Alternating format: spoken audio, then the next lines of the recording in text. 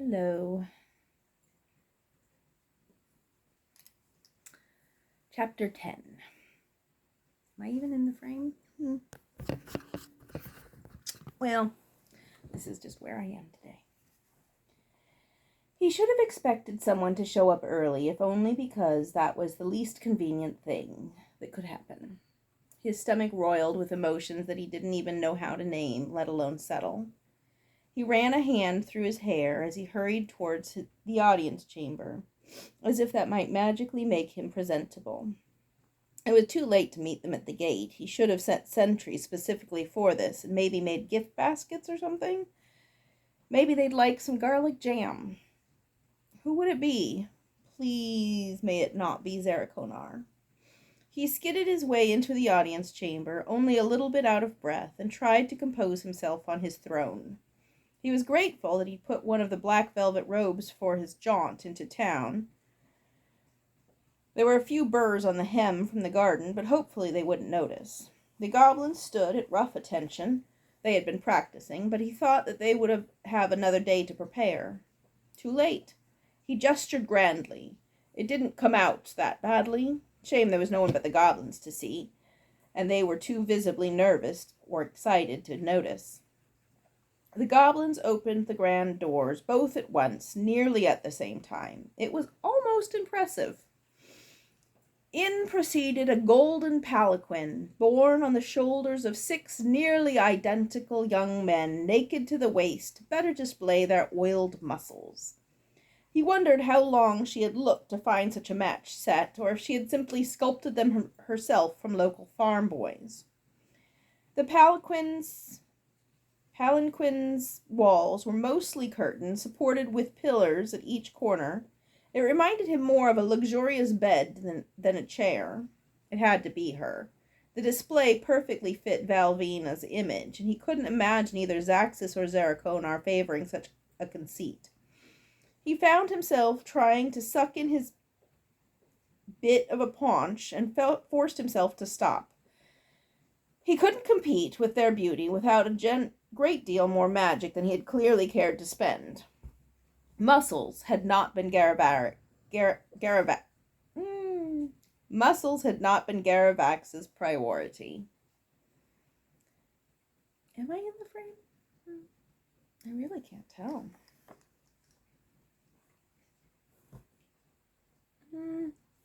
Let's tilt up a little bit, maybe.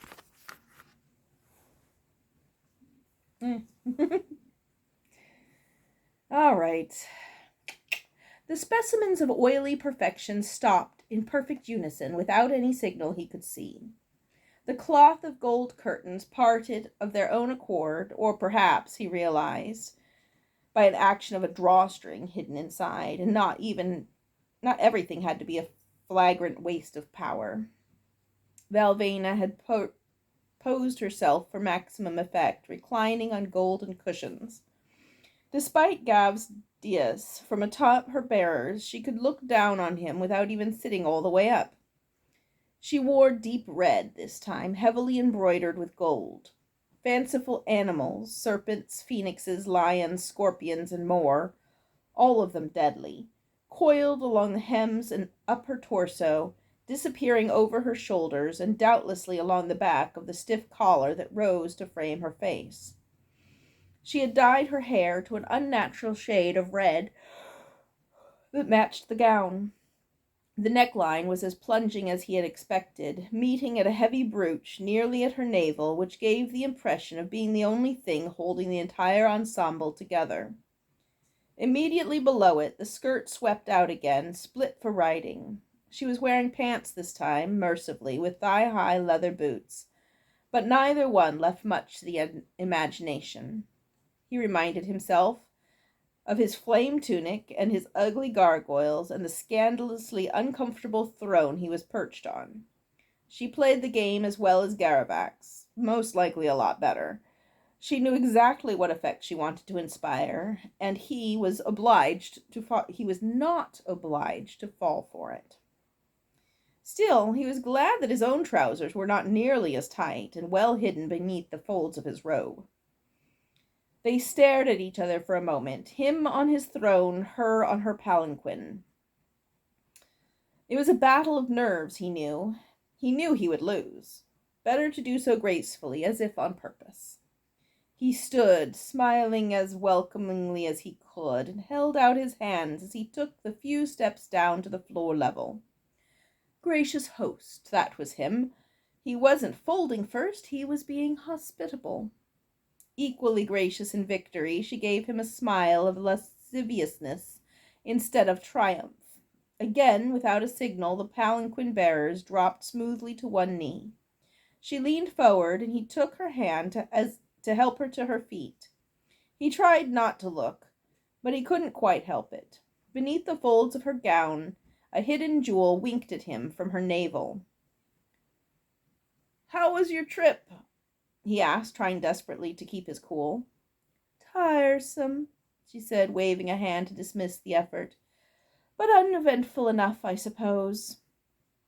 "And how did you choose to travel?" He tried to make it sound mildly curious. His always vexing brain supplied half a dozen ways to cover the distance, none of which he had the power to do himself. "Oh, magic carpets," she replied, already bored with the topic. "I left my maids to roll them up in the courtyard. I hope you don't mind." "Of course not," he said, boggled. Magic carpet had not been on his list. "Sirocco will find them some place to put them out of the way until you want them again. How many maids?" "Just the two," she said. "Zaraconar said your castle was on the cozy side." Of the dismissive euphemisms, he supposed cozy beat modest, but not by much. She was doing it to rattle him, he knew, but he couldn't help but be grateful. He had no idea where he was going to house 8 attendants. They'd need to be stacked like firewood. And that was just one retinue. How would he fit whoever Zaxus and Zaraconar brought? "Yes, I generally prefer a smaller staff, fewer distractions, but I'm afraid we're not used to hosting guests. You'll have to forgive a bit of coziness, won't you?" He laughed. It sounded a bit brittle to him. "I suppose so, as long as you don't put me next to Zaraconar," she said lightly. Was there a real tinge of fear there, though? She seemed like a smart woman. Anyone sensible would want to be as far from Zaraconar as possible. "I think we can manage something." What was he going to do with her? "Would you care to take a turn around the battlements? The light this time of the year is lovely."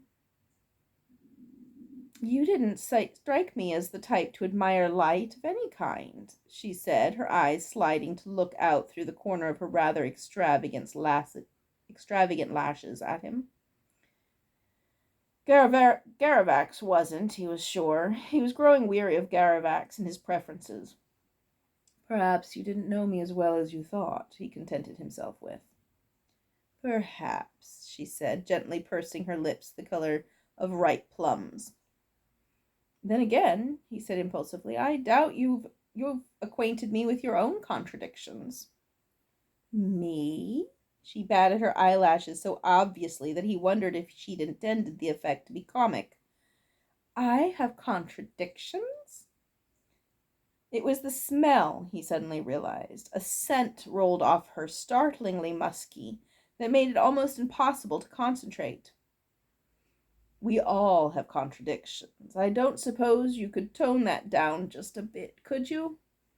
That earned a sharp look, suddenly devoid of the flirtatiousness. "I beg your pardon." "Watch your step," he said, steadying her hand as they mounted the steps to the battlements. "I'm nowhere near as accomplished in seduction as you are. I'm not sure I recognize exactly what you're using. Potion, perfume, glamour?" She paused to regard him and then gathered her skirts in her free hand.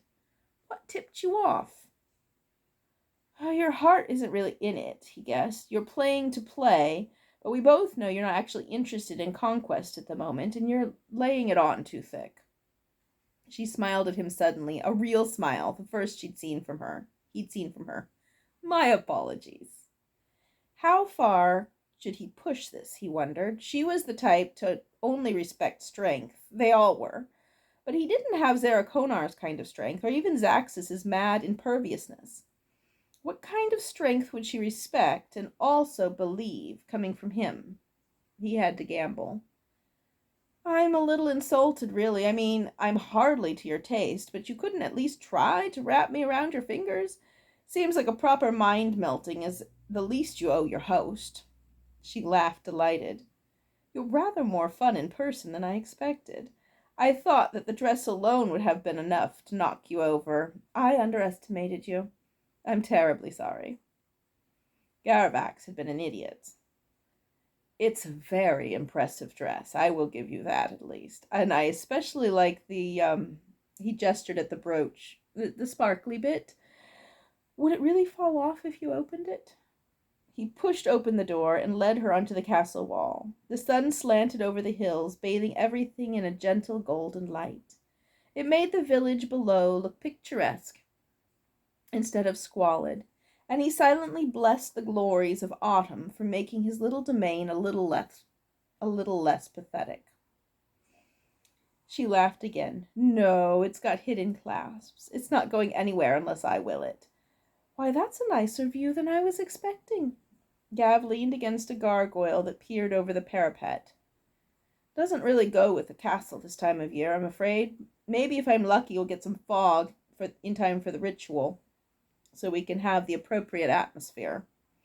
She perched on the edge of the wall, undaunted by the height. But then someone who traveled by magic carpet must either have no fear of heights or an anti-falling charm easily available.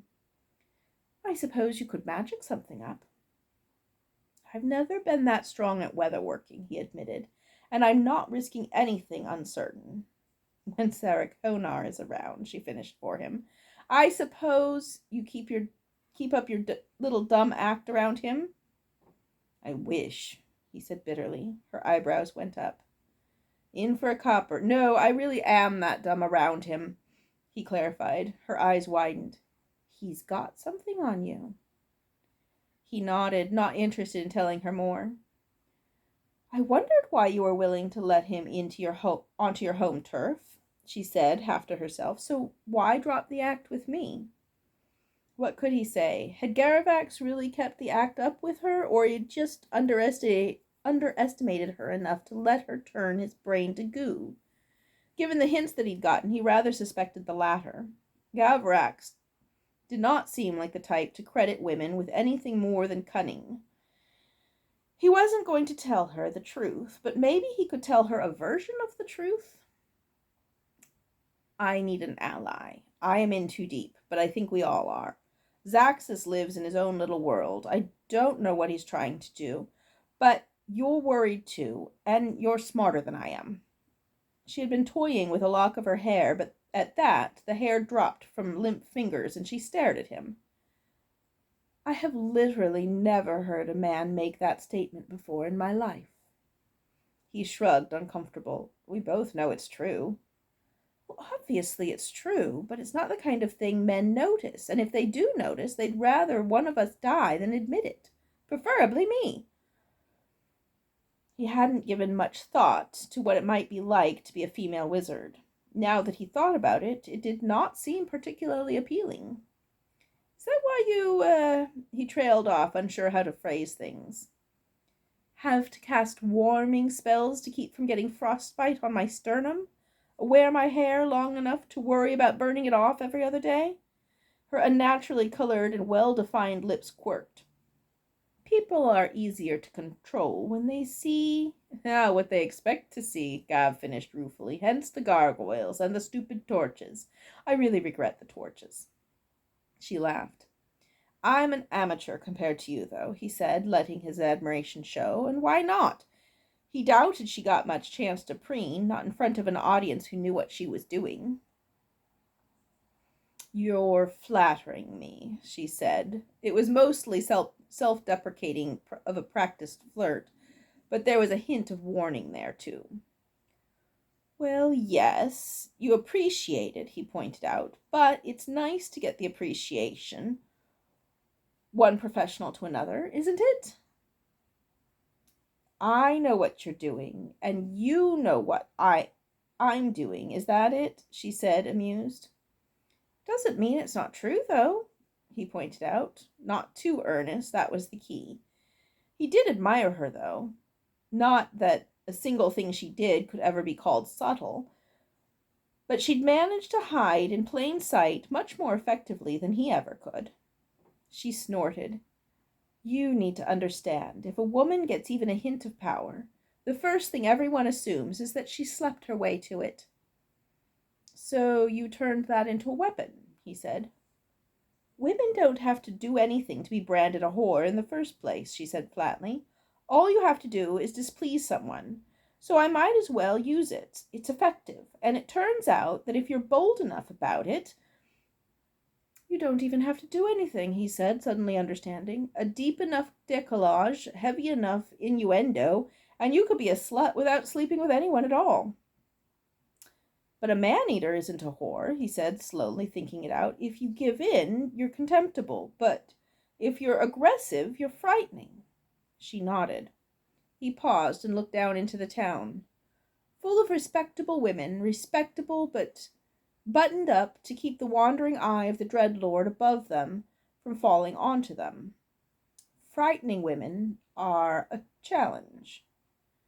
To some, yes, but we're all a challenge to the hero types, aren't we? Gav thought about Fieri and nodded.